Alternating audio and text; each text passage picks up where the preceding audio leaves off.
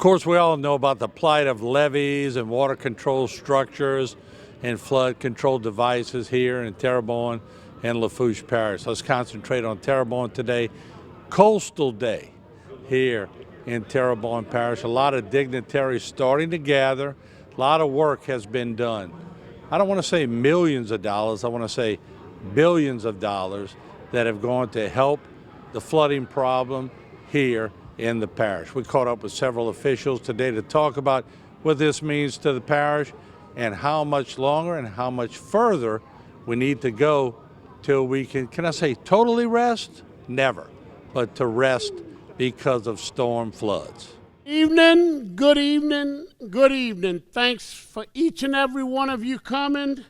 We see a lot of friends, family, and people that live in Terrebonne, Lafourche Parish that depend on the levee systems, the pump stations, the barrier islands, the coastal restoration. You know, we can't build anything, we can't do anything with coastal restoration, hurricane protection, without the Corps of Engineers. We cannot dredge the H&C or we cannot dredge channels without permit from the Corps of Engineers, and they've been great to work with. And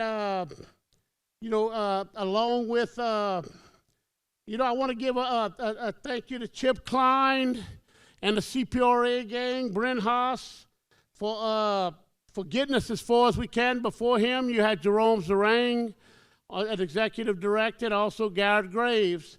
I sat on a CPRA along with Reggie Dupre.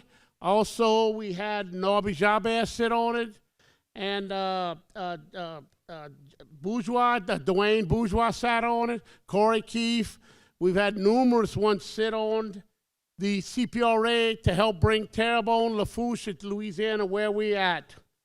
You know, I want to thank the numerous engineers. You know, without the engineers working with us and making it happen, you know, we wouldn't be as far as we are.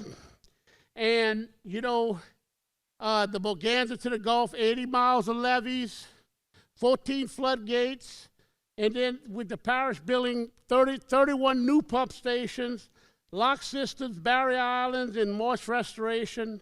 I want to thank Conoco, Shell Oil, Apache for terracing. Shell also donated 4,139 acres for our 118 system, which we broke ground on the other day. You'll see it come up here in a few minutes. That was designed by GIS.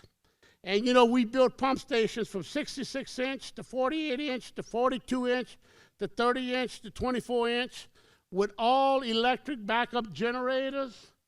We are presently working on a long-distance sediment pipeline to bring sediment from Horseshoe Bend and Crewboat Cut into Chafalaya to western Terrebonne, central Terrebonne, east Terrebonne, and eastern Lafourche Parish.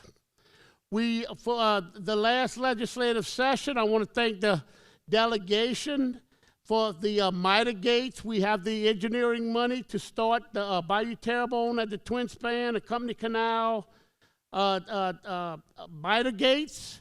And I want to thank Steve Trossiclair, who really pushed heavily to keep that project going.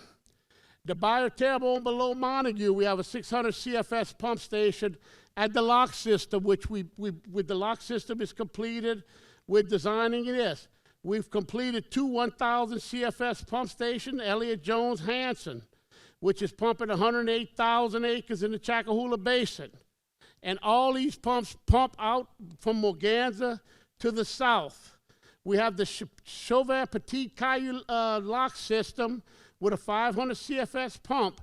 Can you realize that within the last 7 years, Chauvin is totally under forced pump? Their water problems should be none. We've put 24 backup generators in old existing electric pump stations they didn't have in the past. In other words, in past hurricanes, when electricity went out, the pumps went out. I mean, it doesn't make sense, but that's the way it was. We've added numerous generators to the sewage lift station. Little Bob Black at Barrow Street, we're under design and engineering for a pump at the Little Bob Black at Barrow. Industrial pump station for Cadian subdivision, we're designing a new pump station. And Buy Black Geraldine Road, I'm happy to announce we got a $12 million grant. And I want to thank our grant people in Chris Pulaski and Jennifer Jabowski and that group. And, when we install culverts now ourselves, we don't let anyone else put them in at no charge. And I want to thank the council for working with us on this to get that through. And of course, I just got announcement. We got an announcement from U.S. Representative Garrett Graves. They've got $28 million in Morganza on this budget. Let's hope it gets through. We were funded $3 million for a 6,000 CFS HNC pump station. And then again, I want to thank the delegation. Thank y'all. I know it was a tough session, and for voting for HB 2, which is all our projects. The port is now lowering pipelines to deepen to 20-foot navigable, which is an economic impact to Terrebonne Parish. And we did get $17 million from the state this round. There again from our delegation. The HNC lock, $360 million was put in about 10 years ago. Tony Alford, Reggie Dupre, the levee board are really right around the corner from phase 2. They've already done phase 1 of it. So imagine this, in 3 years, vessels will come and go in Terrebonne Parish through lock systems. We're 20 years ahead of any seaboard community. In other words, sea level's rising. No matter how you want to say they're rising, they're rising. And Terrebonne Parish will be prepared for when it rises. And especially I want to thank the people of Terrebonne Parish.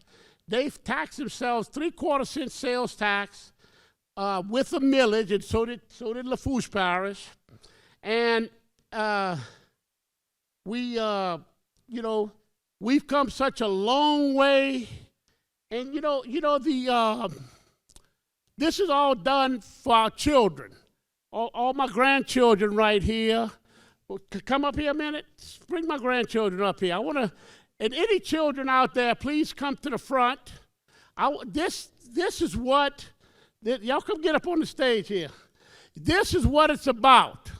It's about the Terrebonne Parish, Lafourche, the state of Louisiana. It's all about these children. This is what we work for. This is what we've pushed for. And with this, we've moved along. And believe it or not, most of these are my grandchildren. A few. And this is what it's all about right here. These children, your children, grandchildren, all our babies, our deceased loved ones, to protect their graves. And everyone in this room is to be commended. There's so many people to thank that we've gotten this for.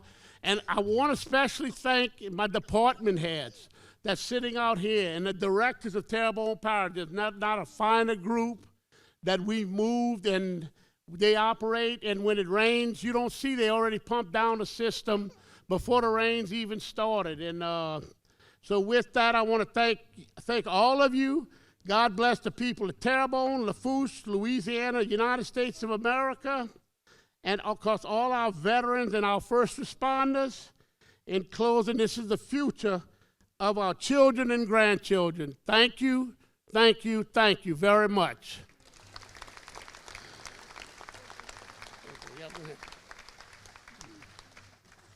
Now, I'd like to go ahead and introduce Tony Alford, president of the levee board.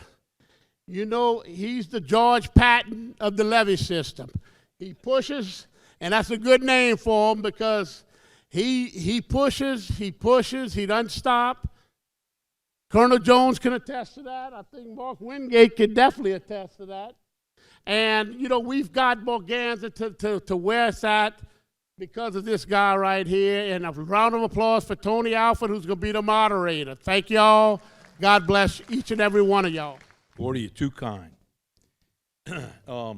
So I'm sitting over here and I'm looking at all these empty seats. And so it's a little bit bittersweet because if these seats were full, that would mean that we probably flooded in the last 10 years or so, right? So we hadn't flooded in the last 15 years and a lot of empty seats. So that's kind of a good thing, I guess. We got engineers, we got contractors, we got family members and speakers and all. So, man, I hope it happens like this again next year. This is good stuff. All right. Thank you all for coming, by the way. So I promised the colonel I was going to tell him another joke. Supposed to do an icebreaker, right? So there's this little bar in Chack Bay. Colonel, you figured out what Chack Bay is yet? It's not too far from here. All right? So there's this little bar in Chack Bay, and this guy walks in the bar, and there's one guy sitting down at the end of the bar. And, you know, he's sitting there, and he's waiting for people to show up, and he asks the bartender, where are all the people? Oh, are they coming later, you know? So he sits there, and he keeps drinking, and this guy's been drinking forever, so they both pretty toasted, and walks over there, and he's, hey, where you from? He says, I'm from Chack Bay. I'm from Chack Bay, too. I never saw you. He goes, what school you graduated from? Graduated from Chack Bay High. I graduated from Chack Bay High. What year you graduated? Graduated in 74. He goes, wait a minute. I graduated in 74. He said, where you living here in this town? I live on Leveron Street. He goes, man, this is crazy. I live on Leveron Street. What's your address? And about that time, this guy has been sitting there watching, and he calls a bartender over there. He goes, what's going on with these guys? They sound like they live in the same place. And he says, oh, that's the Boudreaux twins. They're getting drunk again. All right. I had to clean it up a little bit, but it's good. All right, let's see. All right, so the Colonel Jones has been here for a short period of time, and I can't say enough about what he has done and how he has turned things upside down to figure out. He promised Sue, Sue, he was going to make things happen. You remember that? I mean, and he has definitely followed through on his commitment. He has turned this thing upside down to help us get this project complete. And so when I introduce him, I just wanted to lead off by telling you guys that this guy is one of the best I've ever seen in making things happen. And so we're going to finish this project. And we got a lot of stroke behind us. And this man right here, the Colonel Jones. All right, well, good evening, everybody, and thank you so much for the opportunity to join you here for the Terrebonne Coastal Day.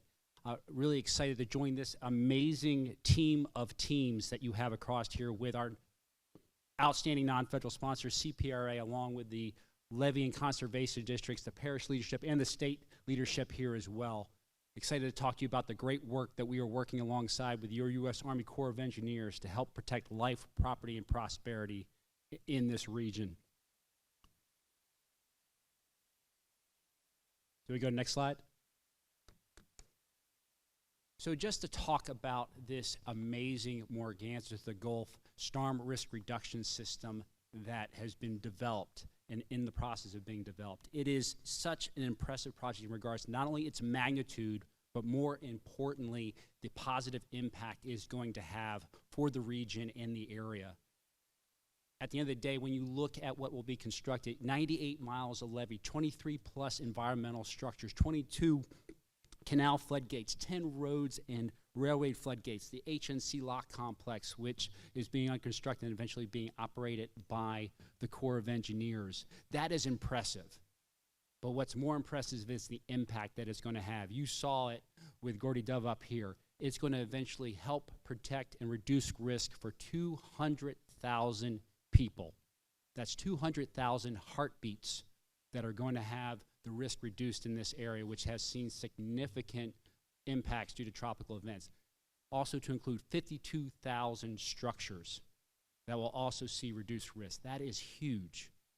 And more importantly, you all have identified this and have skin in the game. You've already constructed, as you heard, 80 miles to an interim level of protection, seeing significant results to the tune of an investment at the state and local level at $1 billion. But at the same time, the area is still at risk.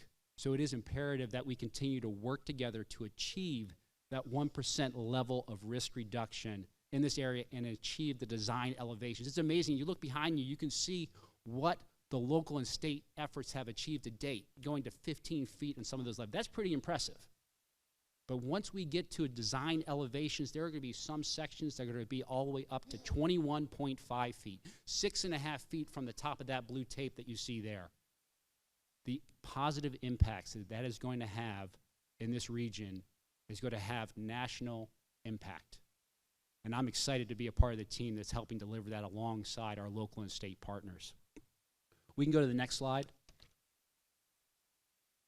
And as such, you can see at the total level, we're seeing a $5 billion investment, of which federally we're going to be contributing $3.2 billion, and to date, through both bipartisan infrastructure law, community funding, and New Start construction, we have $440 million that we are putting to work.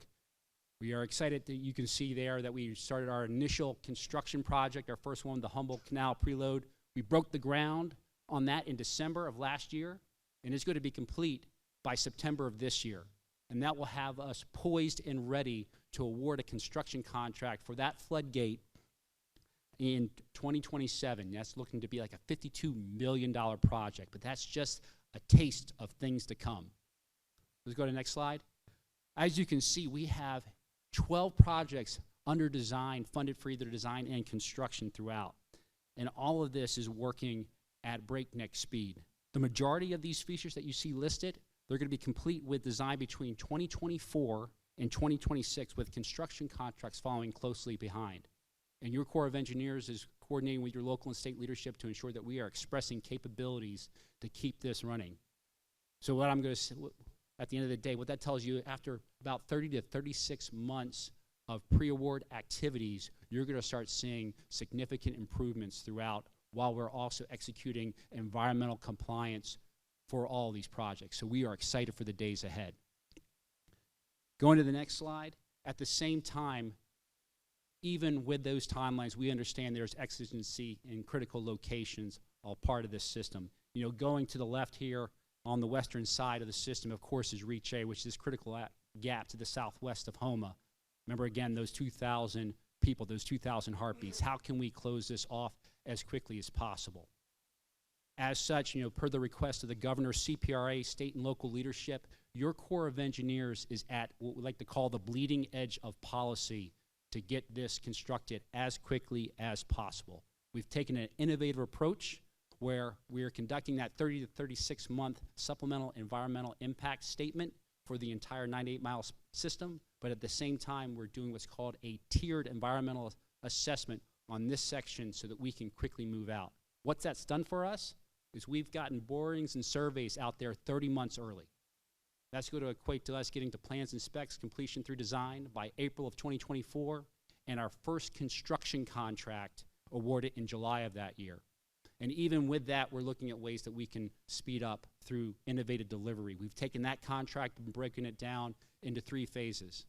The first phase, we're going to look south of the GIWW and how we can start developing an interim level of risk reduction by emplacement of levee lifts up to 7 feet while still keeping open locations for utilities and environmental flow.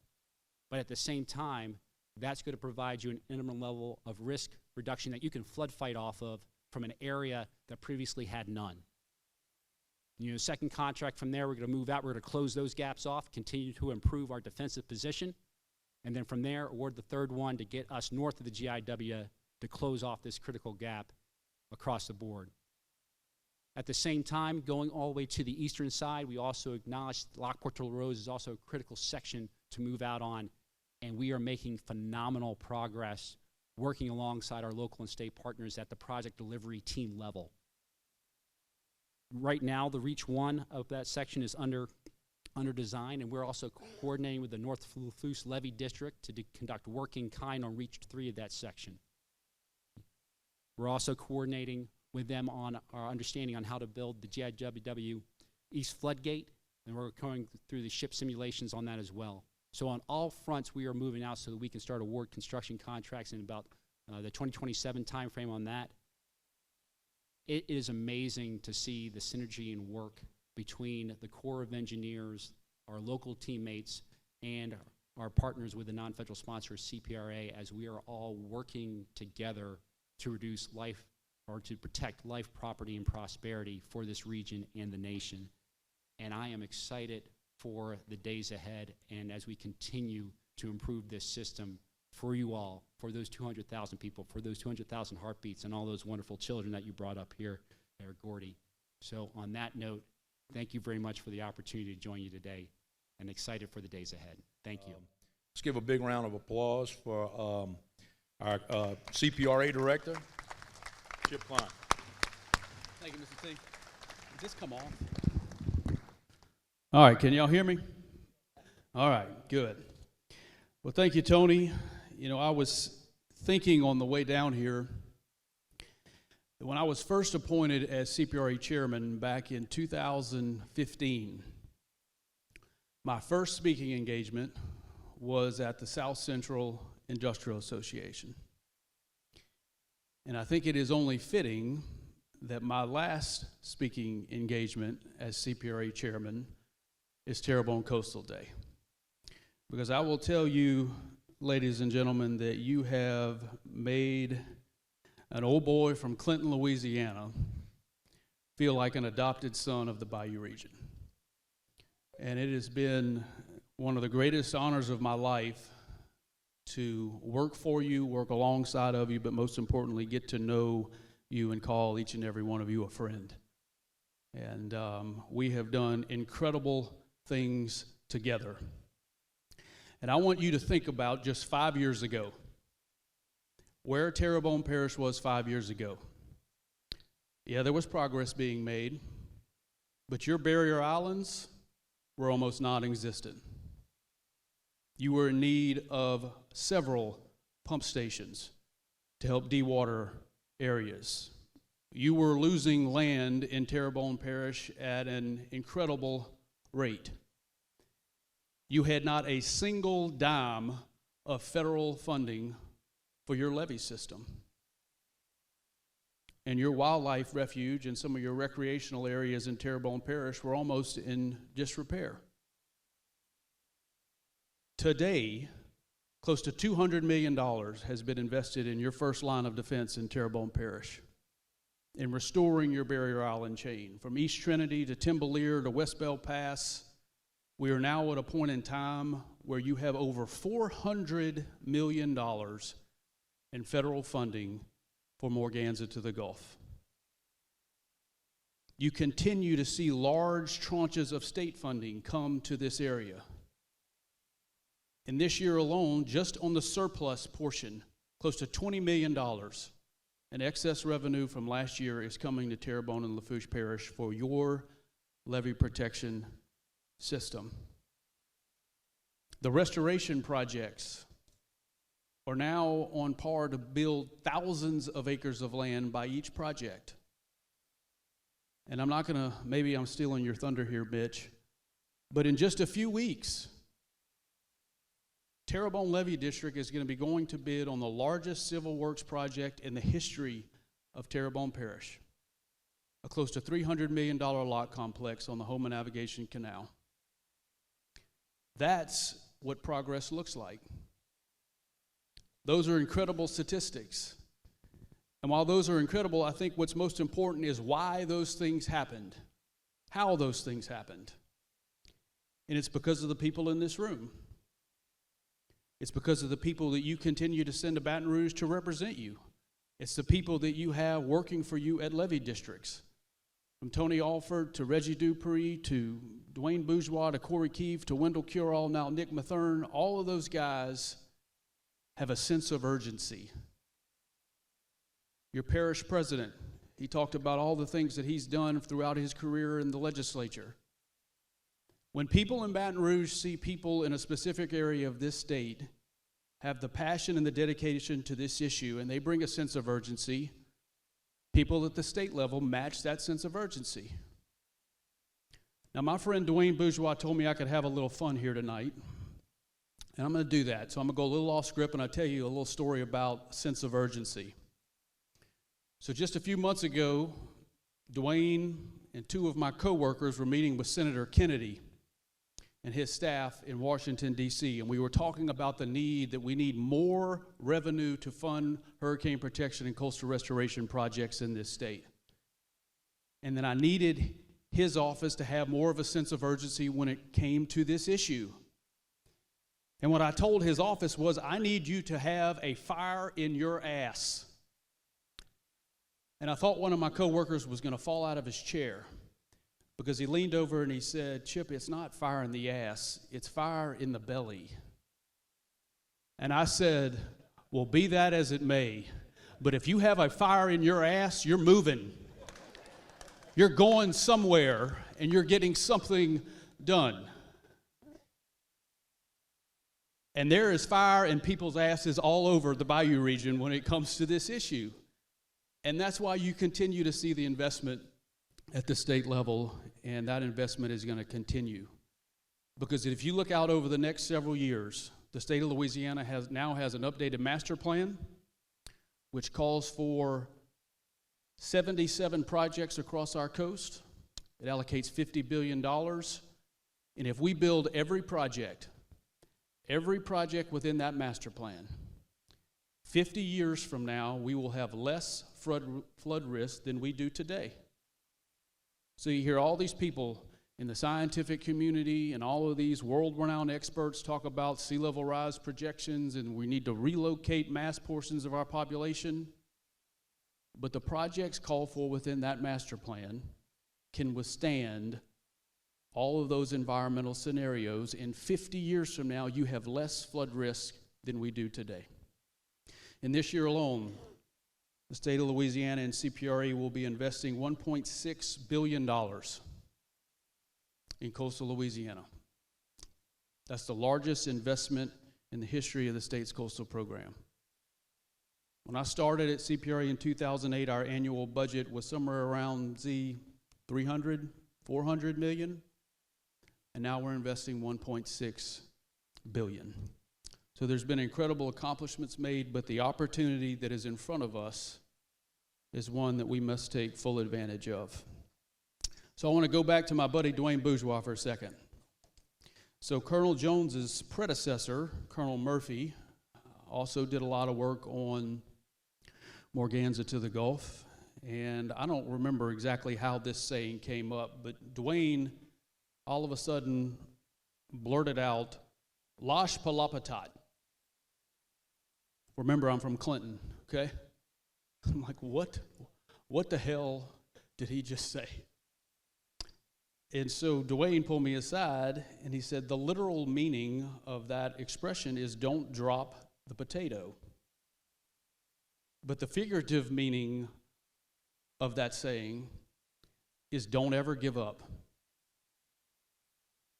And that's what all of us need to do, is never, ever give up.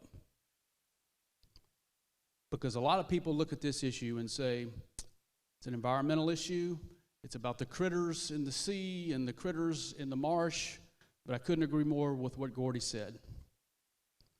This is about saving the state we all love. And it's about you. It's about us. And it's about those little kiddos over there. So I leave you with a Dwayne Bourgeoisism, Lash Palapatat. Moving on, let's see. So our state delegation.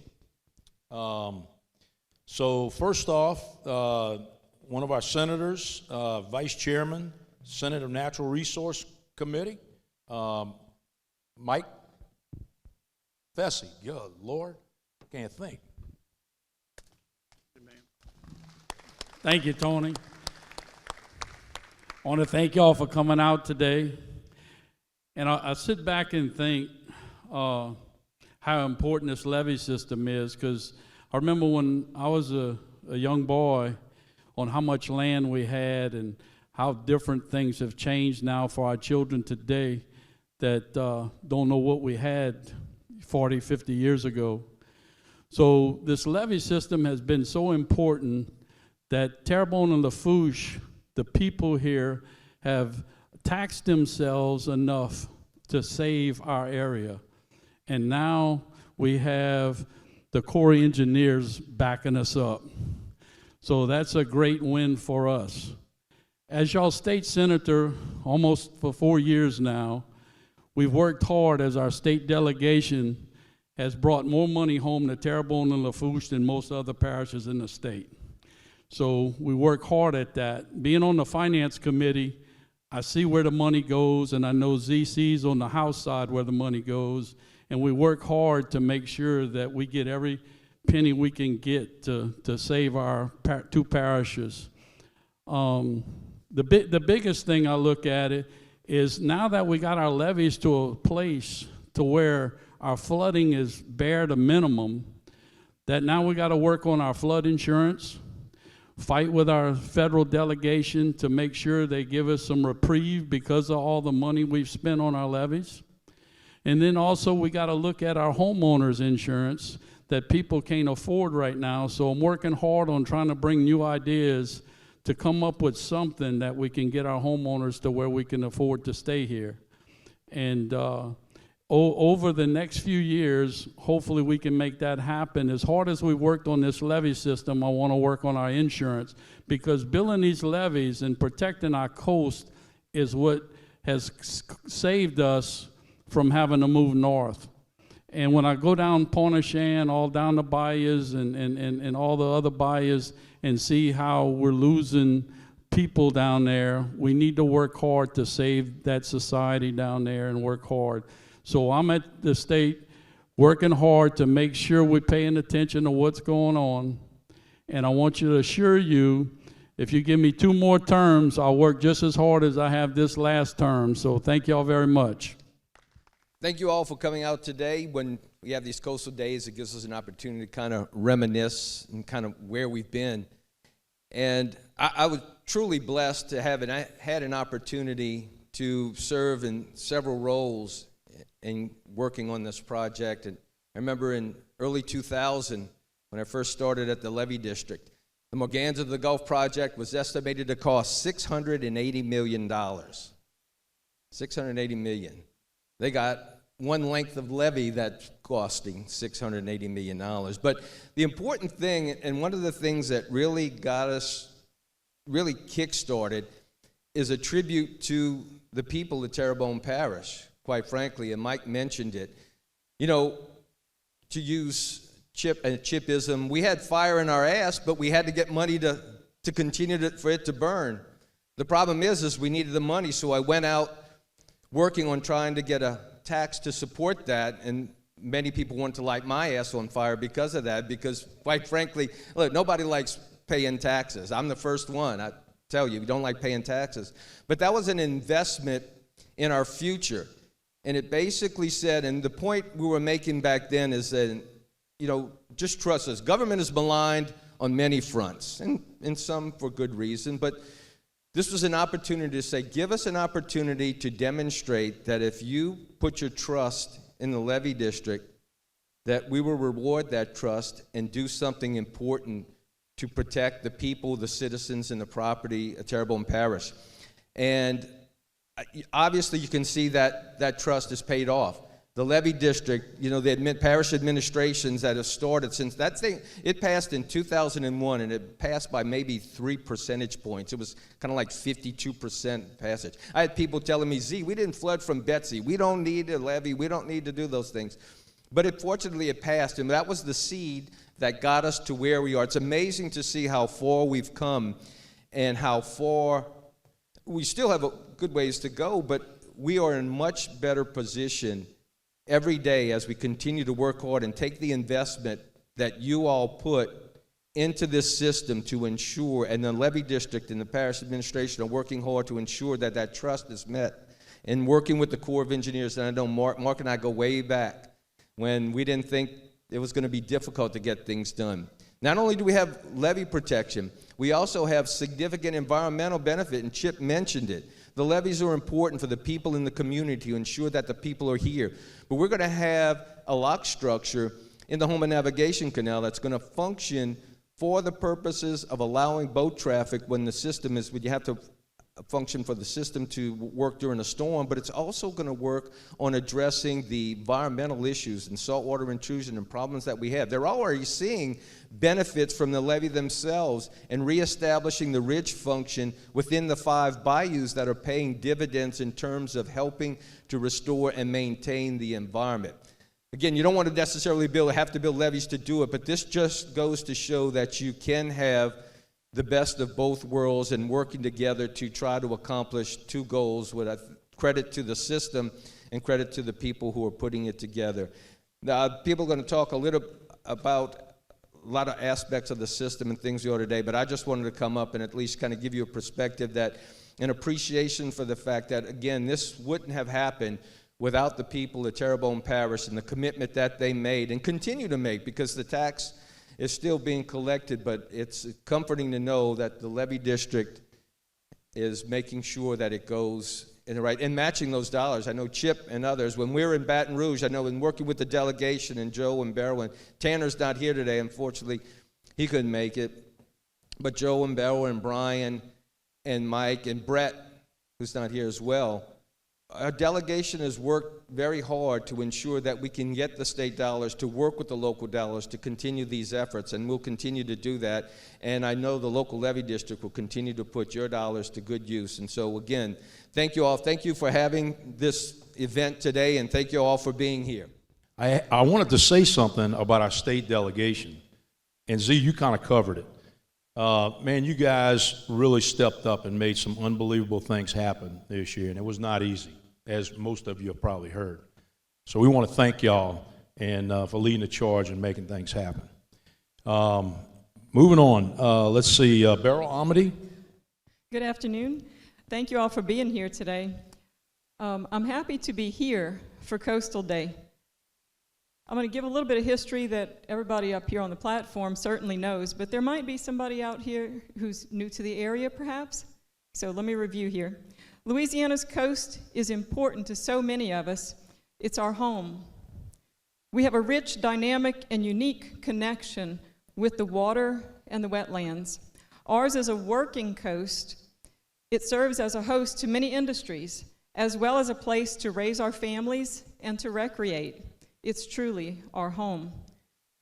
The wetlands have been rapidly disappearing for decades, and I'm pleased to come here today to mention that the legislature, as you heard, has just passed the 2023 Comprehensive Master Plan for a Sustainable Coast. The plan calls for numerous projects right here in our parish. The master plan includes a broad range of large and small-scale projects that will be implemented to benefit our area. These projects include hydrologic restorations, marsh creation, ridge creation, and diversions on the restoration side. The Morganza to the Gulf project and levee improvements on the risk reduction side of the master plan play a critical role in protection from storm surge and water. While no plan is perfect, this plan shows a commitment to the citizens of our area and our partners to work on the measures which will help us better face the challenges from Mother Nature over the next decade and beyond. With increasing pressure from the ever-changing environmental conditions, the passage of this plan shows together we're all working for the common goal of keeping our coast intact for many future generations to come. On a personal note, I grew up right here in this area. I grew up in Schriever, right near the overpass. The coast is a part of my life. As a little girl, I loved getting up way before dawn so we could pack up the car and pack up the boat and head down the bayou so we could go trawling in Terrebonne Bay. As a 7-year-old, my dad would let me sit behind the steering wheel of our boat, and I learned to navigate marsh grass. It was kind of scary for me. Whenever I learned to drive a car as a teenager, I think I still had some anxiety from getting the boat stuck in the marsh grass. Because of the fond memories of going trawling early in the morning, I'm still a morning person to this day. I want the same opportunities for my grandchildren. I want them to be able to stay here and go on down the bayou and go trawling and fishing and enjoy our coast. When I was on the parish council in 2012, we were hearing that the plan to save our coast would cost $50 billion, or else in 50 years we wouldn't be here. This would all be underwater. And $50 billion seemed impossible. I mean, the parish budget was only 200 million. Where would we even find it? But we realized we didn't have to find it overnight. We had to start where we could. With the special tax that Z was just talking about, and with a lot of other help, we've been able to get things started. We've been able to make some progress. So it's wonderful to be here today, to look at that progress, to celebrate that progress. And I like that saying that we heard just a little bit ago, Lâche pas la patate. All right, I'm Joe Geron, District 54, primarily represent Lower Lafourche, or Central Lower Lafourche, Grand Isle, and Port Fourchon. I've got to thank everybody, organizers who came here, for inviting all of us here. It's an honor to be here with y'all. One thing I could say, and the delegation I work with, y'all fantastic, but I could say that this is a unique area. We all know our area is exceptional and unique. And it really shows in the legislature whenever you hear levy boards from other areas of the state fighting about taxes and money and things like that, or talking about introducing legislatures to get them all on the same page and how to make them work together. And I just feel so blessed that South Lafourche Levy District, North Lafourche Levy District, and Terrebonne, that we work together for the betterment of all the Bayou region. So that's what makes us special down here. So the people in this audience, I see what I call human coastal capital.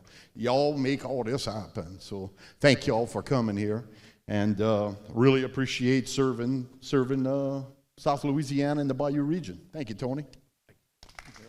All right, Executive Director Reggie Dupre.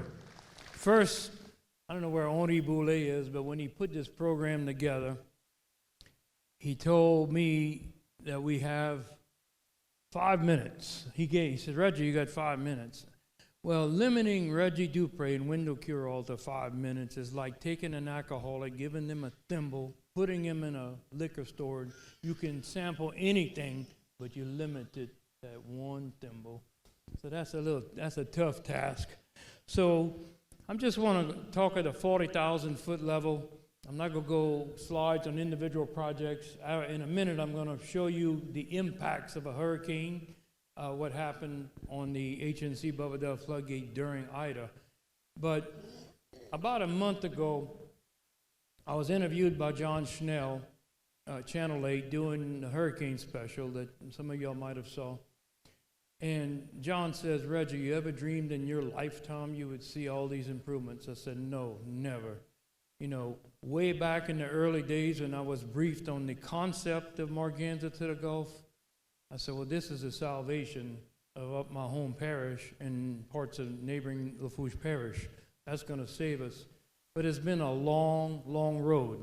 So now, state and local funding, you go to see these projects in the next room, is kind of set up from east to west in Lafourche Parish all the way up to Bayou Black. And you have these drone videos you can see. You can see what we've done. There's 80 miles of levees, 14 navigable floodgates, and numerous environmental structures, and some of the environmental benefits that we've seen right before our eyes. Areas in my native Pontchartrain, which was written off the map, is coming back, because we've changed the hydrology. We've made it fresher. It's looking much better like it did 40 and 50 years ago. So that's been a great benefit. So besides the $1 billion now, we over $1 billion in direct flood control right here in Terrebonne Parish, funded by the state and local efforts. And in that $1 billion, I'm adding a couple of $100 million done by the parish government, with all the pump stations, converting some floodgates to locks, and it's been a very, very good partnership. But, you know, Z talked about the tax that was passed in 01. I'll never forget this. 2001, I was elected as a member of the Senate, state senator. Z calls me up and said, Reggie, I want to know, we want to go meet with Governor Foster. We want to know how we can shake him down for levy money for Terrebonne Parish, because he was the director of the levy district I am today. So I said, okay, Z, let's get a meeting with him. We went up there with a group from the Chamber of Commerce, and Mike Foster made us a profound offer. He says, Reggie, I don't believe in handouts, but I do believe in helping hands. So I'm going to make you guys in Terrebonne Parish an offer. If you tax yourselves, I will do everything I can to match you dollar for dollar. He says, and I can't commit future governors, but I have to believe with that level of skin in the game, future governors will follow suit and continue funding us. Well, here we are over $1 billion later, and every governor after that, after Mike Foster, including him, has stepped to the plate, and so has our legislators. Thank y'all so much. The other thing, let me go ahead and show y'all Ida. I want to show y'all what a hurricane looks like. We see the impacts after, but the camera on the HNC Bubba Dove continued snapping pictures every 6 minutes. So you have a series of about 30 pictures here, starting about 12:30 p.m. in the afternoon of August 29, 2001. Just, it's going to roll through about every couple of seconds. You're going to see it, and then the floodgate broke loose. This is 18 feet above sea level, and you're going to see waves pounding on top of that flood wall. This is coming from the north, because we had a reverse head situation where water was hitting us from the north side on the Houma Navigational Canal. That hurricane caused $9 million damage to this floodgate. You can see the massive amounts of water that was punching at this floodgate and created all that damage. We have a whole new world now. We have to look at protecting ourselves, not just from the south, but also from the north. The Corps is taking those lessons learned when designing the newer floodgates now. But this was amazing. Once I saw this, I mean, it's hard to get me to jaw-dropping, but when I saw this a couple of weeks after Ida, I said, wow. I said, this is amazing. Then the last picture you're going to see on this series is the morning after the calm after the storm, and it's pushed it back about 90 or 100 feet, broke 4 pins and broke the pivot arm. And like I said, $9 million later, we've made it much better and stronger to withstand. And then Mitch is going to talk about in a minute the lock system, which is getting built right in the side of it. I want to end by, recognizing the local partnership that has been developed over the last 20 years.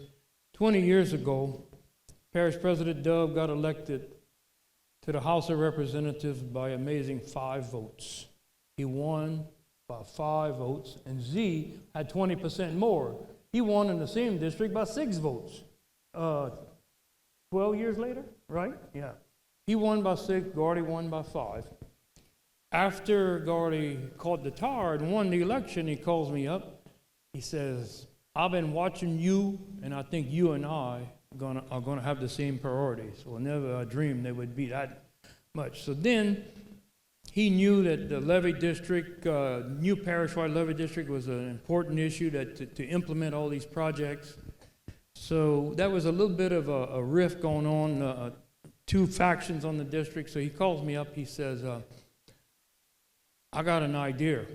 He says, what do you think about us supporting Tony Alford for president of the levee board? I said, absolutely, let's try it. And said, if he can put all these people together, so here we are 20 years later, and Tony, General Patton is here pushing and pushing. Then, a few years later, Jerome was hired by Governor Jindal and went to work for CPRA, and Wendell was made the interim director for both parishes. Then Gustav and Ike made landfall in 2008. Wendell informs Tony and I, and I'm still the state senator, y'all got to find a replacement. This is too big of a job for one person. So we went on a mission trying to find somebody. About 3 days later, I get a phone call late one night from Mr. Alford here.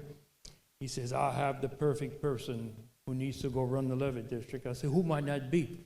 He said, you. I said, hold on now, I'm going to have to resign my elected Senate position in order to do that. Then he started pushing, well, how much you love Terrebonne Parish, and somebody needs to go implement these projects. So I want to thank these 2 guys for the local partnership we've done and friendship. Tony and Gordy, y'all gave me my final public mission. I've been in public service all my life since I'm in my 20s. And, now I'm getting up there, it's getting close, but I really want to thank y'all for giving me the opportunity to finish my public mission where it needed to be and come back home to save this parish. And I think we've done a great job at it. I want to end by just take a look behind you. I don't think no one's brought this up. Blue line represents the levees that we're building on the southern end of Terrebonne. And one thing we figured out, if you keep water out of homes in Little Caillou, Montague, Grand Caillou, Dularge, and Pontchartrain, you keep it out of Houma. So we have started a plan now to raise our levees from 12 feet to 15 feet on the southern end of the parish. That blue line represents what a 15-foot levee looks like. It's actually wider than this because this building is no longer wide enough. Some of the footprints we have are 300 feet wide, and this is a 200-foot wide building. But in some areas, the parish government has improved the old parish drainage levees for a redundant system, for multiple lines of defense. So if you live in Little Caillou, for example, or Montague, you're going to have the blue line as your first line above the barrier islands, which is the first line of defense. Then, even if it overtops, then the green line is the improved parish drainage levees. So, look, 10 plus 15 is not necessarily 25 foot of protection, but it's a lot higher than 15 because it takes a long while to fill in those areas between those two lines of defense. And with a hurricane, you got time, maybe, that you can actually have homes down these bayou communities that don't flood with an excess of a 15-foot tidal surge. So we saw the success. Hurricane Rita, we had 11,000 homes flood in this parish. Hurricane Barry, there was 11 homes. Unfortunately, the 11 homes were in my native Pontchartrain area because we flooded from a newly constructed levee from Pontchartrain. But it's amazing to see the results, and now we're seeing also the environmental results of what we're doing. And I think we are building a place for our children and grandchildren to be able to call the good earth home for a long, long time. Thank y'all very much. Well, we had all kind of conversations before the day started today about say this, say that, and talk about this and talk about that. I'm not doing none of that. I'm going to have some fun with all of y'all today. First of all, a lot of people we see sitting in the room right now is people that we see all the time anyway. I wish there would be more people in here that we don't see all the time. But I think that camera out there is going to bring us to the people that do. I'm not giving up this microphone, and I'm not listening to the 5-minute rule, because after hanging around with this gang over here for the last few years, you got to fight for every second you could get to talk. Lash palapata, you know what that means? It means don't give up. You know where it comes from? The Cajuns had a dance called the potato dance. And a man and a woman had to dance and hold the potato between their forehead while they were dancing. And if you dropped the potato, you lost and got out the competition. And the last two left on the floor won. And they won because they didn't give up. So we're not ready to give up. We just got started. When you ride in a car to Mississippi to see a general with Reggie and Wendell and Dwayne and Jerome, I could promise you there was 2 people in that car that were just listening, and that was me and Jerome. The rest of these cackling hens made me understand the value of Scotch. You know, Scotch is good after listening to that for a whole day. So anyway, story is this. 2009, I get appointed to the levee board. 2014, more or less, is when I think there was a post-authorization change that brought the system into North Lafourche. Well, I didn't know the first thing about the Morganza system. So I called Reggie. Reggie kind of gave me an education. Dwayne knew a lot, so we just started listening. Immediately, I figured that it was time to increase our profile, so I asked to become the president of the Association of Levy Boards. And I did, and I'm in my 7th term now. What that did was allow us to form this coalition that you've been hearing these people talk about, all right? The coalition between Terrebonne, South Lafourche, and North Lafourche. There's nothing like it in the state, none. And the people that sit on those boards are all people that talk the same language, and they all in here for the right reasons, okay? So we could talk about what's going on in North Lafourche and in South Lafourche and Lafourche in general. There's a system that goes into South Lafourche that connects to Terrebonne, that jumps into North Lafourche, so it's more complicated than what you all think.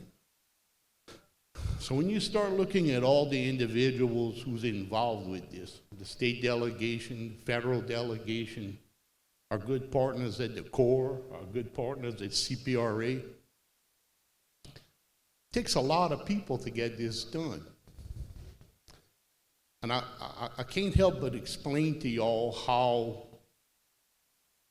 much the urgency of our situation has encouraged these people to come together and recognize our urgency. And for years, these things have been difficult. Conversations didn't used to be that well. But now it's a very huge concerted effort. And everyone are having healthy conversations about our environment, about industry, and about you, the people who live here, people who work here. Y'all are paying for this. This is taxpayers' dollars. This is yours. We work for you. We're here to make the best for y'all. Like I said earlier, we're not ready to give up by any means. I was looking at some this afternoon, and in today's world, the environment is very important. If you're not talking about the environment these days, then you're not talking about everything completely. You know that the state of Florida is the only state ahead of Louisiana that has more nesting for American bald eagle? Do you know that? Do you all know that this system right here has created one of the largest American bald eagle nesting habitats in the country? It's growing. In the 60s, there were 4 pairs of American bald eagles in the state, and today there's almost 400. The environmental challenge has always been there, but there's other benefits to this system besides just protecting people from flooding. And another thing that happened here, because we have Miss Liz Merle with us here today, we were able, through the Association of Levy Boards, petition the Attorney General's office to take action against FEMA for hurting you. So we're doing much more than talking about flood protection. We're trying to make the federal government answer to what they're doing, because if you're talking about flood protection, you're talking about flood insurance. Our friends at the Corps have been helpful with knowledge and statistics, and they have really, really come to the table to understand our urgency and are paying close attention to our needs. So I could sit here and talk about what's going on in North Lafourche. We got 11 miles of a 98-mile system. We don't have a big stake in it, but we have a stake in it. Collectively, we are doing our best to work for all of you, all of you. So having said that, I guess I went beyond the 5 minutes, but I guess it's time for some scotch. Y'all have a pleasant evening. Thank all y'all. Thank you. Thank you, Tony. 7 minutes. You could get it in a couple minutes. General Patton gives me a lot of motivational speeches, right? You're a good motivator. The real reason they asked me to come up was to translate for Corey. I know that was probably difficult to understand, so I'm going to take the next 5 minutes and go over that. No, just kidding. Chip and Z mentioned earlier, I guess I'm really up here to update what is the largest project that we've had from Organza to the Gulf. I've been around since 2009, I think. We started on this back then, and that's the Houma Navigational Canal Lock Complex. I'm proud to say that we received the final plans and specs today, and as Chip mentioned, we're going to begin advertisement in the next 2 weeks. So that's a little misleading. We've been underway with phase 1 of the lock for the last 2 years. And that was a dredging project to get the channel ready for the lock. We also did some marsh creation. I think if you go through some of these slides, you'll see some of the work that we did do. We created about 140 acres of marsh already, just with the dredge disposal. So we took it from the channel and created marsh. We have about 50 acres that are going to be accomplished in phase 2. And that's what we're advertising now. Phase 2 is construction of the lock complex itself. So we're building a 110-foot by 800-foot lock chamber next to the Bubba Dove floodgate. We're leaving the Bubba Dove floodgate intact. So we'll have a 250-foot open right next to a 110-foot opening. Reggie showed you a bunch of pictures from Ida. You know, the lock complex allows us to control the water inside the system. So that's our savior, relief valve, allowing navigation longer. It's very important environmentally to this parish. We have flood protection there right now, so this is really an environmental feature and a navigation feature for Terrebonne. So I just wanted to, I'm an engineering nerd, so I wanted to give you a few cool things about the lock. It's going to be, we are going to have over 75,000 linear feet of steel piles in that structure. It's going to cost $285 million. We'll start construction at the end of this summer. But it's just something massive. You know, my family has been here in Terrebonne. I've been here my whole life for generations, and getting to work on something like this is the whole reason I became an engineer. It's the reason I stayed in Terrebonne. So it's just so exciting to finally be at this position where we're actually going to build this structure. Reggie said it earlier, I would have never imagined in my lifetime that we would do this. So I'm not going to take up a whole lot of time. There are pictures all around showing the features of the structure. It's going to take about 4 years to build. It's a 1,000-day contract. But the beauty of this structure is it's going to be built with the skilled labor and the people that we have here in Terrebonne Parish. A lot of people, we talk about all the work we've done, but it's really cool to know that we've done it almost all locally, whether that's engineering or whether that's with the construction guys that are here. So our families live here. We're building our own vested interest in what's going on. So that's really cool, and that's all I have to say about the lock. Thank you. But, you know, I'm getting kind of old, so I was there at the beginning. Not when the settlements came, but when South Terrebonne finally set up the levee district in South Terrebonne. They had a meeting at the courthouse. They invited me to say a couple of words. And this is what I said. They asked me, why are South Lafourche 20 years ahead of Terrebonne in flood protection? Well, this is pretty simple. Our representative's house flooded 20 years before your senator's house flooded. And that is no joke. Dick Guidry's house flooded in Hurricane Betsy in 1965. And Little Chaubert's house flooded in Juan in 1985. And so that's really why we've been ahead. And these guys here in Terrebonne, the district, You know, they were 20 years behind. Well, they're not 20 years behind anymore, and they're catching up fast. And that's a good thing, because you know, you look at that lineup on the wall for Hurricane Ida.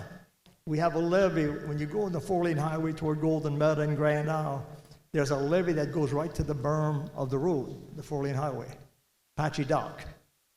The debris line, the levee was 17 feet high, and the debris line was 16. Now look, think about 17 feet and 16, the kind of water that we would have had. We were extremely lucky. And the bottom line is you never can guarantee you're going to keep the water out. All you can do is keep on improving every day and keep on working at it. And that's what we do. Be better today than yesterday, be better tomorrow than today. If you have a lot of money, you're a lot better. When you have a little bit of money, you still work to get to that area. And again, great congratulations to these guys and what they've done.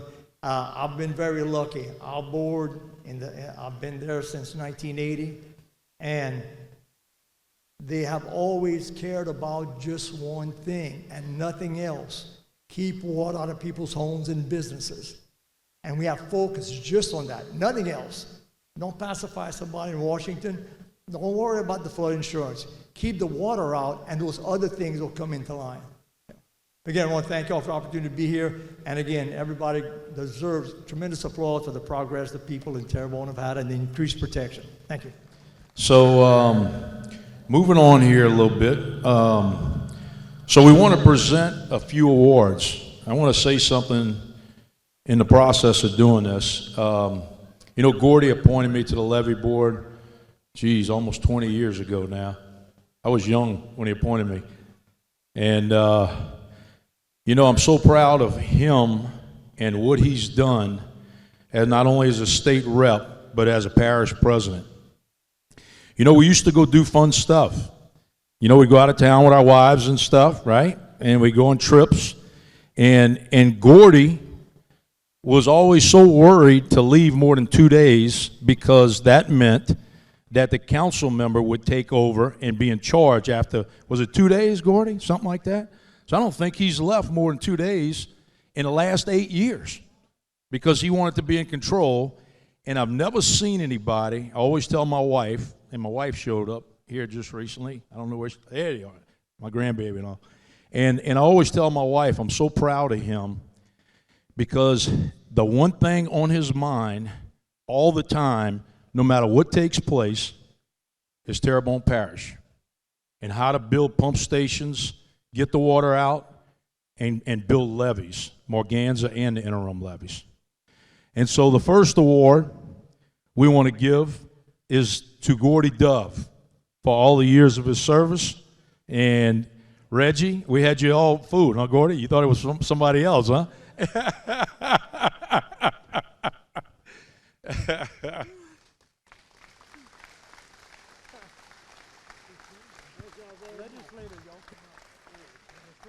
Yep, so this is, so basically from Tanner McGee, all the state legislators. Z, come up here, man. Come over here. Ongeron, y'all good? Come on, y'all come over here. All right, and so what it says, State of Louisiana House of Representatives, it says, whereas, boy, I can't even see anymore.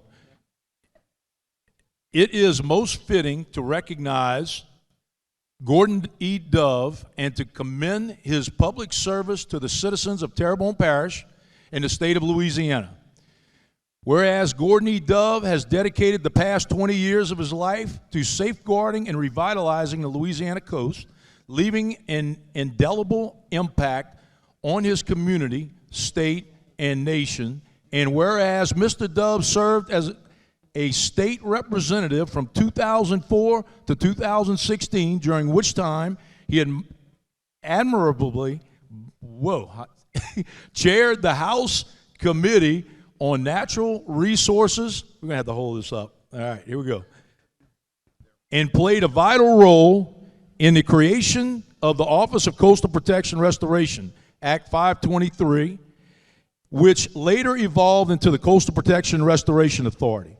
And whereas recognized the crucial importance of coastal protection and restoration to Louisiana, Mr. Dove spearheaded the passage of key legislation such as the Barrier Island Protection and Restoration Program and Fund, and the Coastal Passes Protection and Restoration Program and Fund. Whereas through his career, Mr. Dove further demonstrated his commitment to the betterment of Louisiana's coast by authorizing legislation that secured over $1 billion in funding for coastal restoration and protection, and that ensured the implementation of vital projects aimed at preserving our valuable marsh habitats and defending against erosion and hurricanes. Whereas Mr. Dove's recent leadership during the devastating Hurricane Ida showcased an unwavering commitment to the safety and well-being of the people of Terrebonne Parish, effectively coordinating efforts to secure floodgates and water control structures, implementing necessary measures to mitigate damage, and working diligently in the storm's aftermath to facilitate recovery and rebuilding, all of which contributed to the protecting the community and the storm's destructive impact. Therefore, says Tanner McGee, do hereby commend Gordon E. Dove for his public services to the citizens of Terrebonne Parish and the state of Louisiana. Do hereby further recognize his unwavering commitment to the coastal protection and restoration and community development, which has made an immeasurable difference for the state and exemplifies the highest ideals of public services, and do hereby extend sincerest wishes that he continue to prosper in all of his endeavors for many years to come. Thank you. Well, I really came over here to give an award, and I ended up getting one, so thank y'all, each and every one of you. I really wasn't expecting it, and like I said, I was here to read an award for somebody else, and I'm really, really shocked at this. I've enjoyed, I've enjoyed and I've worked along with all these guys and gals up here to make Terrebonne Parish a better place, to make Louisiana a better place. And we brought in over $1 billion, and Terrebonne's a safer place today. So thank y'all. God bless y'all. And I really wasn't expecting this. Thank y'all.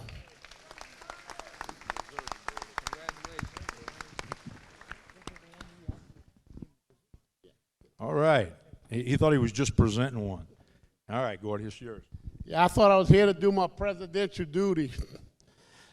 So it's my honor and pleasure to present from the Terrebonne Parish Consolidated Government a commendation, whereas Kyle Chip Klein is the chairman of the Louisiana Coastal Protection and Restoration Authority Board and Director of Coastal Activities for the state of Louisiana. Whereas Mr. Klein has steered Louisiana efforts for coastal protection and restoration in Terrebonne Parish, which includes a $7 billion investment in 7 projects currently underway in the entire region, and 8 additional projects completed in the last 5 years valued at $375 million. Whereas his efforts led the Louisiana legislature's unanimous adoption of the 2023 Coastal Master Plan, which identifies 17 projects for Terrebonne Parish, including a variety of coastal restoration measure, hydrologic restoration efforts, and structural risk reduction projects that, when implemented with non-structural risk reduction efforts, can reduce flood risk to residents and communities in Terrebonne Parish and build and maintain up to 58,000 acres of land. Whereas Mr. Klein secured a memorandum of understanding with the U.S. Army Corps of Engineers that allowed for the work accomplishments and paid for by CPRA and the Terrebonne Parish Levee and Conservation District. Now, this is very important, to count for 35% of the local share for the multi-billion-dollar Morganza to the Gulf project. That's our match, thanks to Chip Klein and his group. And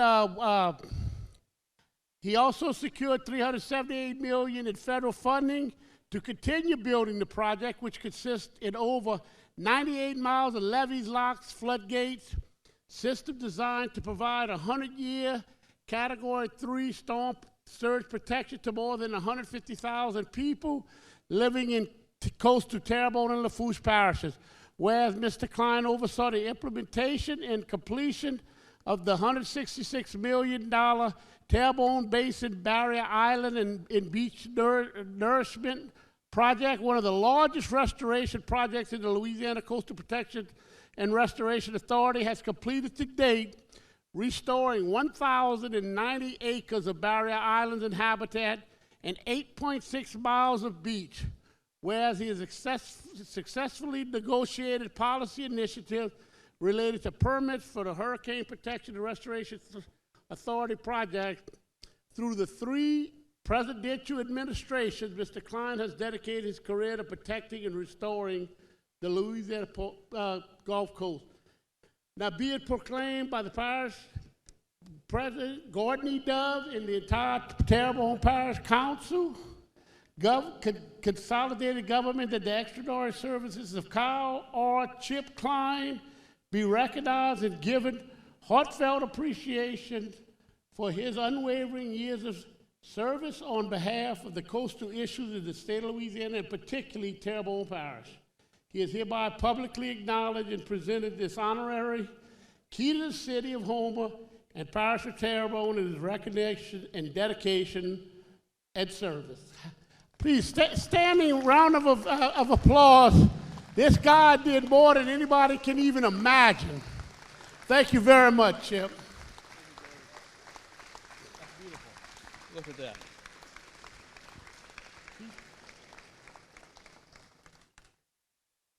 With the key to the city that'll open up anything until midnight. Yeah, just don't change the locks on July 3rd, okay? But, Gordy, this means the world to me coming from you, because I stand on your shoulders. When I started at CPRA, you were in the legislature, and learned a great deal from you, from Reggie, every person on this stage, especially OZ over there. I'd say it all the time, I stand on his shoulders. As low as they are, I still stand on them. And he's my good buddy. But, you know, ladies and gentlemen, I say this every time I come to Terrebonne and Lafourche. I say it every time. I don't know of any people that care more about the place they call home than the people that live in the Bayou region. And that's why I've had a fire in my ass for the last 15 years to get all those things that Gordy just talked about done. Because each and every one of you inspire me. And from the bottom of my heart, I thank you. Thank you very much.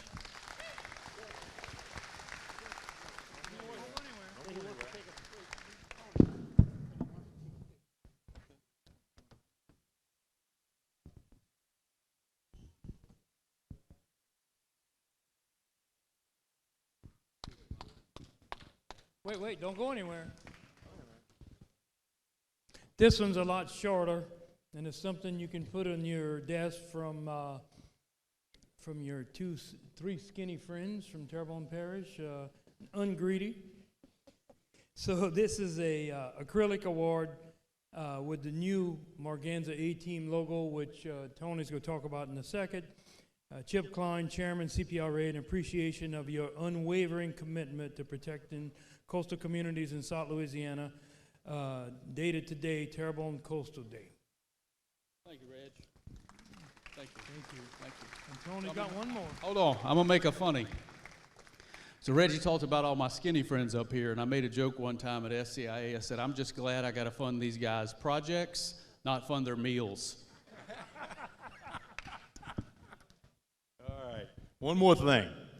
All right, and I need to thank Angela. Where you at, Angela? Angela put this logo together. So last year, or year before last, we called it, Lafourche, South Lafourche. All our delegates, the Corps, everybody got an A-Team shirt. A-Team means we're the A-Team, and we're building this thing fast between all of us. And look, in fact, we have one right there. The problem was, it was kind of big, so nobody wanted to wear it or anything. So Angela, we asked her to come up with a logo. on South Lafourche, North Lafourche, and Terrebonne. And this is, you get the first shirt, the A-Team shirt, that shows our logo.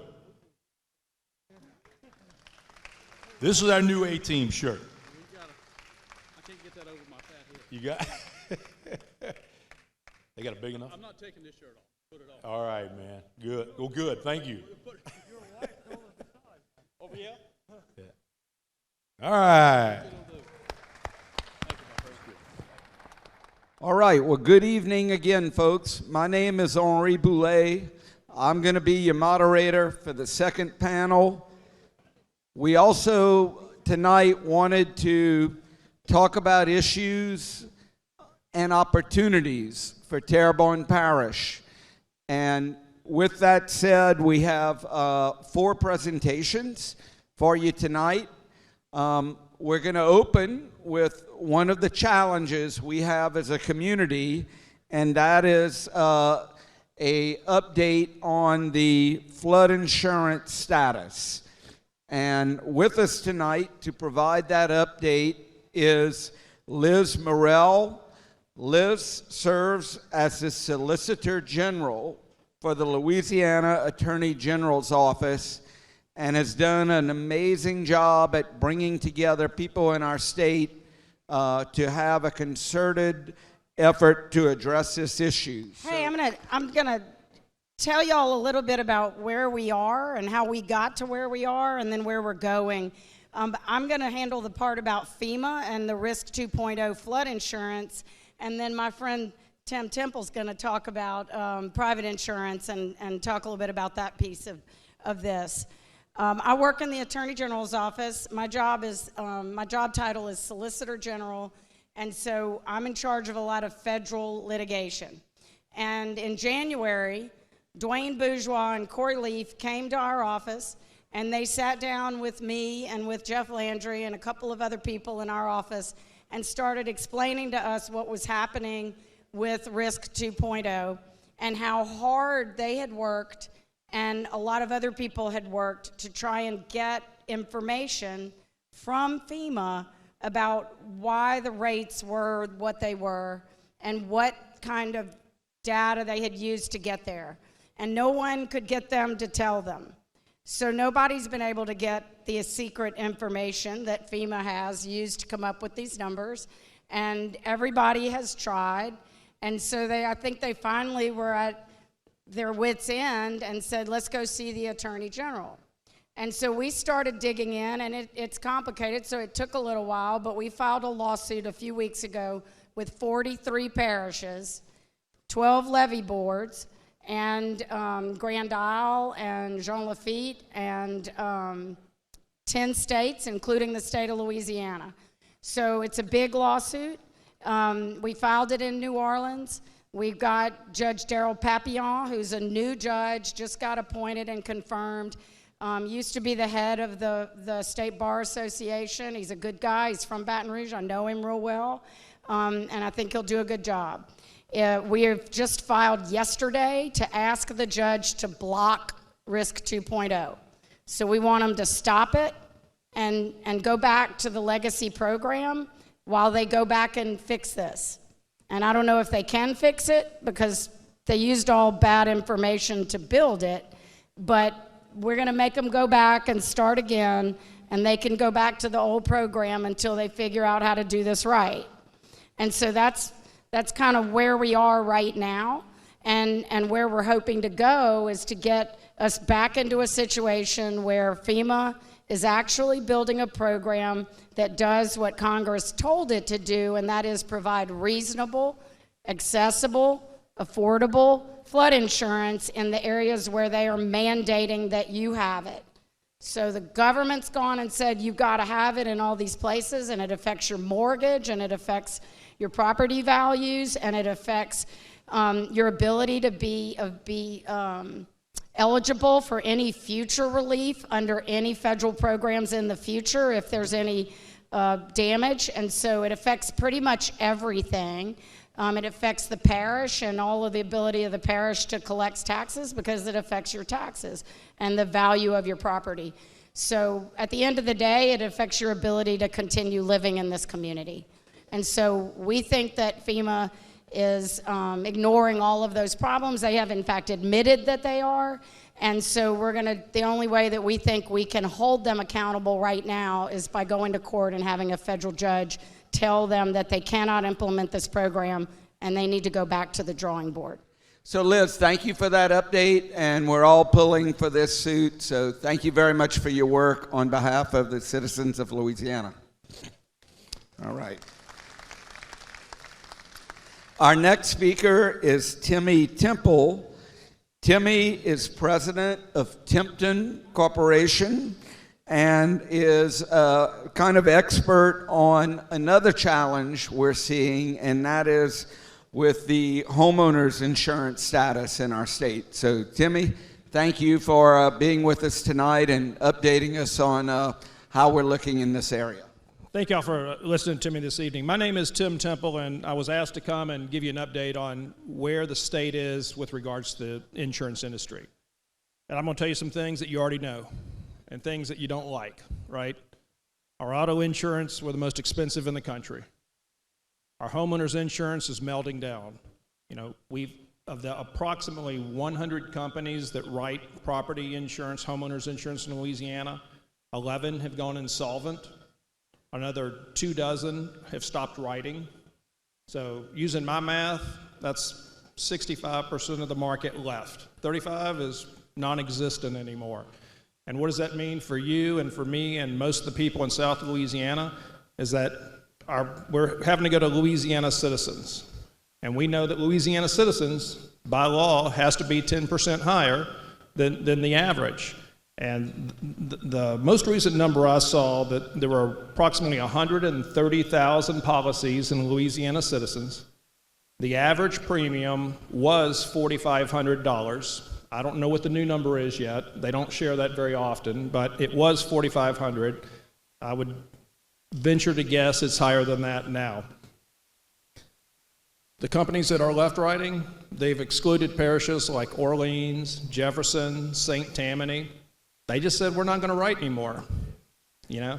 And that's not your fault. That's not our fault. It's a state of the market. And, you know, we had 4 hurricanes in 12 months. We had over 800,000 homes and businesses damaged by those hurricanes. It's a $25 billion loss. The good news is a lot of those companies have paid most of that money. It's been infused into our economy. It is part of the reason that our budget is flush with money right now. We've had billions of dollars injected as you rebuild and repair your homes. There's still a lot of companies out there that haven't finished paying claims, and hopefully they're going to be held to task to make sure that they do that. But it's an ongoing fight, and like I said, it's things that you already know, right? So the market's in crisis, everything's in turmoil. We're getting rates and premiums that we can't afford, so what are we doing about it? You know, fortunately, your legislators that you've elected tackled some insurance reform this past session. And there were several dozen bills that were designed to address the industry to attract markets. Because we have to understand that insurance companies don't have to do business in Louisiana. They don't have to come here and write your home or write your business or write your boat. They can pick and do business anywhere in the country. So we've got to change our way of thinking and just acknowledge we want to attract companies. 2 ways to do it. One is regulatory, the way the Department of Insurance interacts with companies and how they get them here. The other is statutory, laws on the books. We got to design it so it's more balanced and so that, you know, when you need to sue a company, you should be able to. But we've also got to address fraud, and we have a big problem with fraud in our state. So this past session, your legislative body passed several laws. The one that gets the most attention right now is called the Fortify Roof Program. The legislature allocated $30 million this year. It's a grant program so that starting October 1st, you'll be able to apply for I think it's a $10,000 limit to fortify your roof.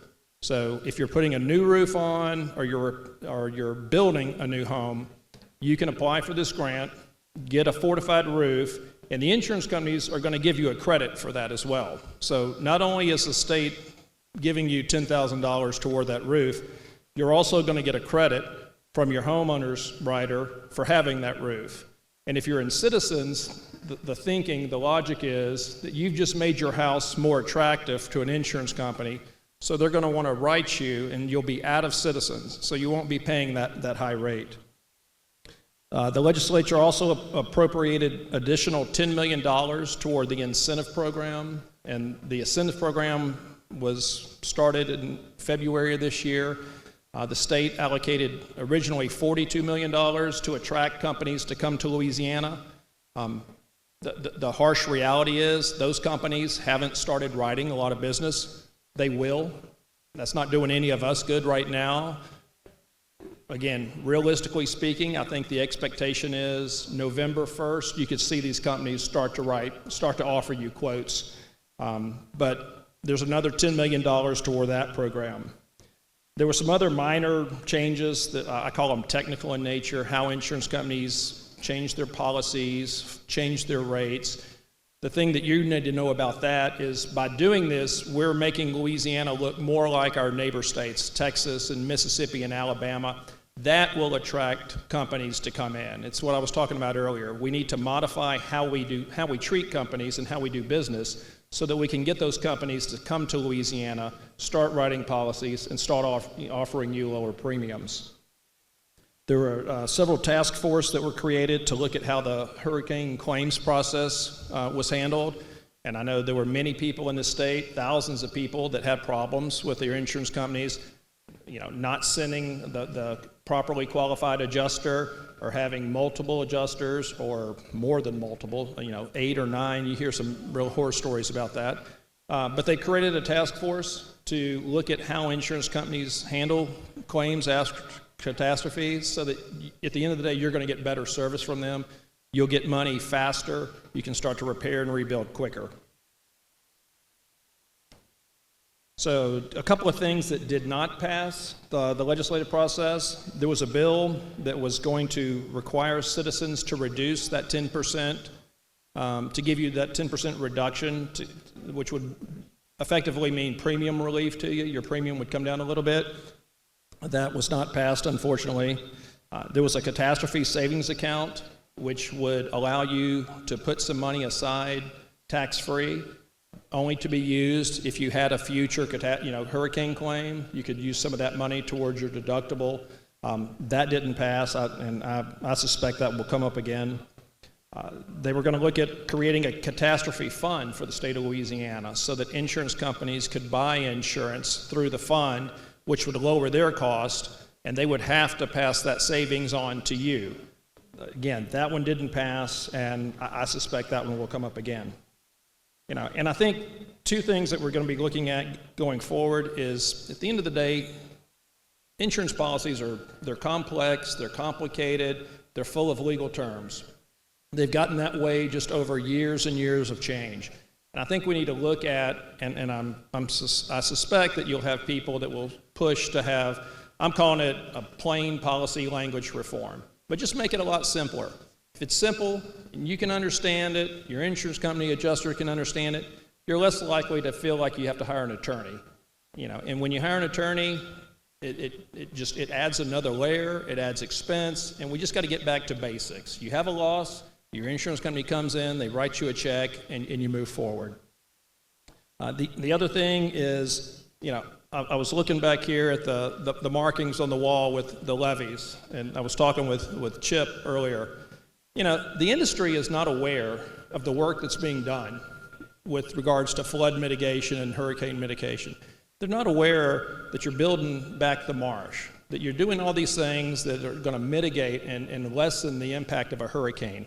We've got to get the industry down here so they can see the work that's being done. When you tax yourselves and you build a levee and you go from, 11,000 homes that flood to 10 homes after Hurricane Barry, they need to know that. You need to get credit for that, and that's not taking place.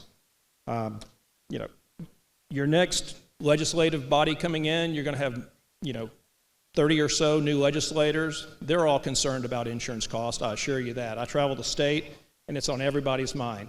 They're going to work to change some of the reform at the Capitol that needs to be done. You're going to have a new governor. You're going to have a new attorney general. I know the attorney general is going to fight fraud. Fraud's a big problem in Louisiana. We've got to fight it constantly. You know, you're going to have a new commissioner of insurance.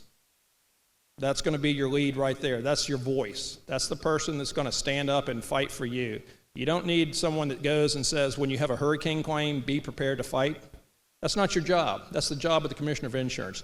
They need to fight for you. You need to be focused on rebuilding, recovering. Let the commissioner of insurance fight for you to make sure that the insurance company handles you right.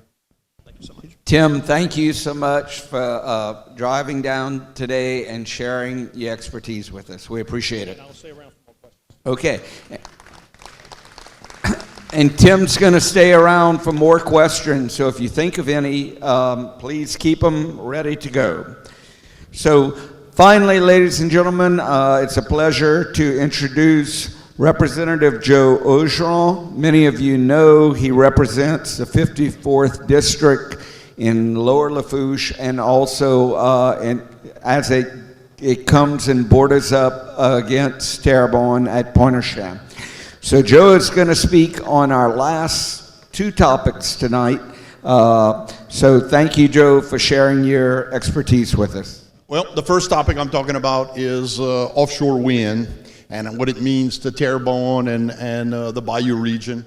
All right, so the overall presentation, I'm trying to still drive this thing, figure it out. It's pretty much mixing my life experiences with Gulf of Mexico energy, not transition, but addition, and the Bayou region workforce. Look, born and raised in Lower Lafourche, part of the Rise of the Cajun Mariner family, so everything in my life, all my comforts came from oil and gas and the offshore vessel industry. And my interaction in offshore wind came from working lift boats, taking out a lot of oil and gas platforms and saying, we got to use these vessels for something else after, you know, later on in life. So I went up to the East Coast and started doing some offshore or some looking for other jobs, and offshore wind is where I landed. So still trying to work this, Mr. AV guy. I'm figuring it out. Here we go. All right, so I went up to New Jersey once. I'm going to fly through these, but basically people up there trying to put up offshore wind turbines, and because there's no platforms, no pipelines, nothing offshore on the entire East Coast, I quickly found that they didn't know what the hell they were doing, and they needed some Cajun ingenuity and people from down the bayou to come up and help them put up the first wind farms. So there's a lot of companies from down here that are right now working in that industry. I know Secor, Bordelon Marine, Auto Candies, there's a whole bunch of companies. So anyway, point is these turbines are getting so much bigger that they're requiring new types of vessels in order to be able to handle the large components. They're leasing already on the East Coast. They're actually building the first commercial grade offshore wind farm right now called Vineyard Wind. I'm going to fly through some of these. I think the closer I get to you, the better off we are, right? That's the cable. That's actually a cake, but it's the best picture that shows you with the cables that the between the wind turbines look like. Let me see. There we go. Different foundation types. I mean, basically, you need a jacket at the bottom. You need a tower, a generator part, and the wind blades. The good part is in the Gulf of Mexico, they're all going to have to probably be jacketed types of foundations. And we know that Gulf Island Marine and McDermott and all the places that all the jackets that are out currently in the Gulf were built. Got a lot of welders and pipe fitters over here. So that's the type of work that we could do. They are huge. These turbines are quite large, as you can see the scale of the Eiffel Tower and the Empire State Building. Got friends that drive through West Texas and say, man, I saw them wind turbines. They're big, they're giant. Man, the blades are so long. So here's James Martin. He's actually working at Avondale on the river, former GE wind blade designer. And he now has his own company trying to take wind turbines to be Category 5 hurricane resilient. And unfortunately, that is not an offshore wind turbine blade that he's in. That is an onshore. That's the kind you see in West Texas that people think are so big. If I could get this to go one more. You see the little man in there? That's two halves of one blade that the guy's laying in some carbon fiber and all. So the size of offshore wind turbines are absolutely huge compared to the onshore ones. That's all the little fromies down at the bottom are people. This is probably about 5 stories tall, and that is one of the generator portions of a GE 12 megawatt turbine. It takes massive equipment. Here's the Vestas one. What type of jobs come from facilitating the installation of offshore wind? Well, siting and permitting. So you got geophysical people doing surveys. We've already been doing that in oil and gas for some times. There we go. Design and construction, transportation, installation, things that we all do. Commissioning, operation, and then eventually decommissioning. So you just going to fly through those. Got a nice picture that shows pretty much from quickly from left to right over time. So you got survey people. Why the Gulf of Mexico? Well, there's good wind on the East Coast. There's good wind on the West Coast. Huge population centers on the West Coast. Huge population along the coast on the East Coast. And all of those people want residential power. Here on the Gulf Coast, we actually have the lowest wholesale energy prices. So why do offshore wind? Well, the main reason is because we have the pipeline capabilities, and we could actually use the electricity to do hydrogen offshore through electrolysis, green hydrogen, pipe it in pipelines, and basically use that for fertilizer and feedstocks. I think whenever in the next presentation that I'm going to do, there's some other slides that'll show it. So things that we do already in oil and gas, coatings, blasting and paintings, construction, rigging, engineering, environmental, protected species, marine mammal observer, fabrication, secondary steel, production workforce, project management. I mean, all of these are supportive activities for offshore wind. That's just off the top of my head. So anyway, here in the Gulf of Mexico, most of the good wind is on the west side, near Brownsville to Corpus Christi, but it's still good in the Cameron, Sabine area. Right now we got I think a new lease sale that's going to be happening here. Already covered that. Got that pipeline infrastructure that could also assist. Got 2 new areas that'll be actually leased off later in the summer. One off of Lake Charles and 2 that's been split off of Galveston, where they're planning on having an auction shortly later in the year. There they are, I&M. In Louisiana waters, we actually have 2 companies, one that's looking at doing a near-shore project off of Cameron, and another one just west of Fouchon. Let's see what else we got in here. Point is it's going to happen. Cheerleaders no longer need to apply for offshore wind. It's going to come. The Gulf of Mexico energy infrastructure assets, fabricators, service companies that have evolved for 60 years to have a 24/7, 365 work mantra of safety environment. They're here. It's exactly what's needed to make these happen. And we've already played a part in doing what was done up on the East Coast. And there's a lot of additional plays for industrial fabrications, not only steel fabrications, but also for things like fertilizer production and all up on the river. And I think that parlays perfectly into the next presentation. Carbon capture.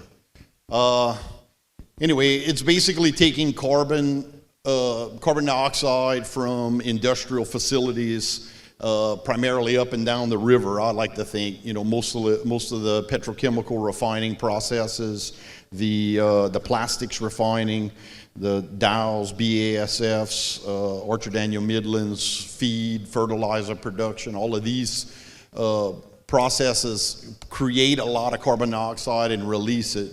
And as we go forward, they're trying to find ways to collect it, compress it, pipe it, and put it into the ground to store it or sequester it. Here's a good picture that shows a factory producing carbon dioxide. The little fans are supposed to be what's called direct air capture. Not sure that's going to happen anytime soon, but that's basically just trying to capture the carbon dioxide from the air.